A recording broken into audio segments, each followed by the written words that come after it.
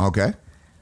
When did the process of things like this or the principals make the wrong call on the execution on the business level? We make mistakes all the time. Of course.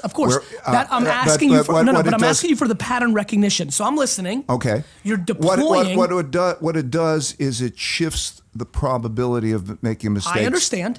Dramatically I understand. less. Okay. But I'm not. Let me continue. Clarify. Did you find any pattern recognition to the vulnerability of the principals in the execution of the principles in the hedge fund environment? It's not the particular hedge fund environment. It is the notion of individuals being able to separate themselves from their opinions, to be able to know what they're bad at, what their weaknesses are, and by having that person by person so that they can then put together the teams. In other words, people think differently. Somebody's very creative, they're not reliable. Understood. Somebody's very reliable, they're not creative. That's right. They can't get there themselves without having it all. So to know and embrace their strengths and their weaknesses, and to be able to... Do you think somebody should triple down on their strengths? If you're self-aware and you know you're creative, or do you spend time on the vulnerability? No. Your opinion. The vulnerability. You've got to cover. That's Okay, what we're you different. naturally. Okay, I'm because curious. you're naturally. Your strength is going to lead to your success, and you've got it. Okay, where I watch everybody fail is in their vulnerability. If you go back and examine the problems. Are there things that are commodity vulnerabilities versus like to me a vulnerability? Lack of self-awareness is a fatal vulnerability. Sorry? Lack of self-awareness is a fatal vulnerability versus being good at structuring sentences. Yeah, lack of self-awareness, particularly what I'm saying is lack of self-awareness where it produces what you don't know your weakness is killing you. Yep. Okay? Yep. To be able to orchestrate well. Look, you run a business. I run a business, 1,500 people, okay? And you take that and you said, what you do is you orchestrate the power of other people. And it's like an orchestra. I totally understand. There's some guy is playing violin and another guy is playing the oboe, and those people actually have different skills. Putting players in a position to succeed. Right. Right? And in order to do that, you have to really know what they're like. And you know what the biggest problem of most people and the biggest problem of most companies?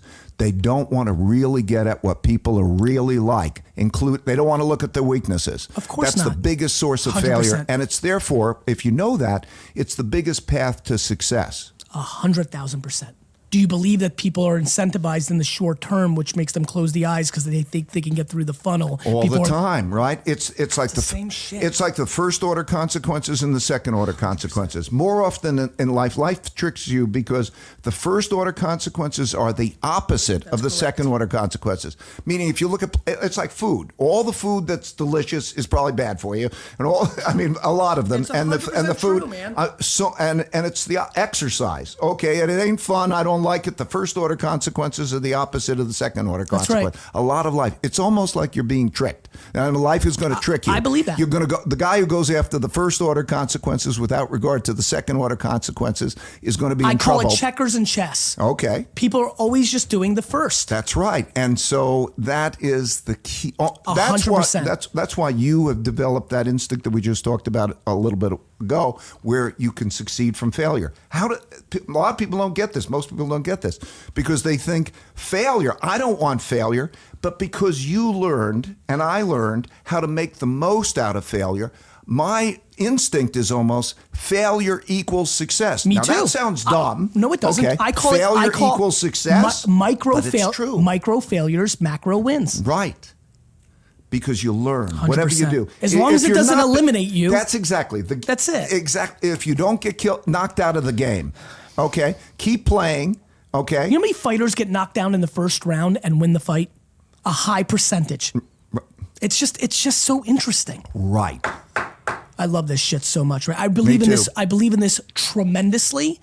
And where it takes me, and it took you in a certain path, where it takes me is the inner relationships. I think a lot of people can't execute what you and I believe in deeply because of their inability to contextualize feedback of their inner circle. Well, but I found that I built a whole culture based on this, and I found this. It takes about 18 months to get in the habit. It's all a matter of habit. I understand. And if you create a culture I understand. in which it becomes part of the culture, it's like a understand. culture in which people, believe I don't it. know, are eating and doing healthy I get things, then it becomes self-reinforcing. And it can be done. What I did I in know. the book I was to believe put that. together all the protocols, because I wanted to book not just theory like this. I wanted to get to produce personal change. In other words, and if you're doing the personal change thing, you got to do got it. certain things that are protocols that I learned over those by making the mistakes over something.